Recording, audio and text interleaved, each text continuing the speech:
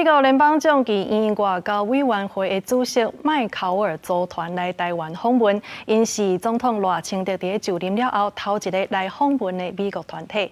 这总统是真感谢美国用行动支持台湾，讲未来会继续深化台美的交流。也那这麦考尔伊也指出讲，这台湾就要关注咱海上的战略，针对军售的进度，会要求行政部门赶紧交会。美国众议院外交委员会主席麦考尔甲总统赖清德一见面就热情来握手。众议员威尔森更加带来在美台湾人团体，刊登伫美国报纸顶面的祝福就职广告，大正式礼物。因为这是赖总统上任甲中共结束围台军演了后，头一个美国国会跨党派访问团。我要再次感谢各位对台湾如此情深意重。未来新政府将秉持4个支持，并积极落实和平4大支柱行动方案。与美国及理念相近国家持续加深合作。Let me first say, 我们爱台湾。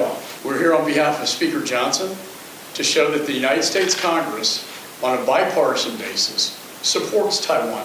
首相议长强生的指派使团来台麦考尔强调，任何协表拢未阻止因交访，因为顶摆麦考尔来台了后，和中国宣布制裁，即摆出发进程也受到中方的警告。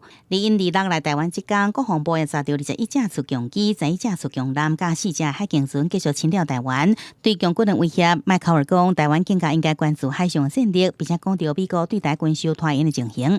We are moving forward on those weapon systems. I'd like to see them faster, and I think the $4 billion, in foreign military financing is a huge investment, but a sign of showing of support to Taiwan. 麦考尔讲会继续向行政部门要求赶紧来交付。里面问到讲台湾是毋是可能纳入亲像四方安全对话跨境组织时，伊讲美台合作上，以往有一寡中国红线袂使翻过，比方即阵小的任务是确保有较为威吓力，避免战争发生。American resolve to maintain the status quo and peace in the Taiwan Strait.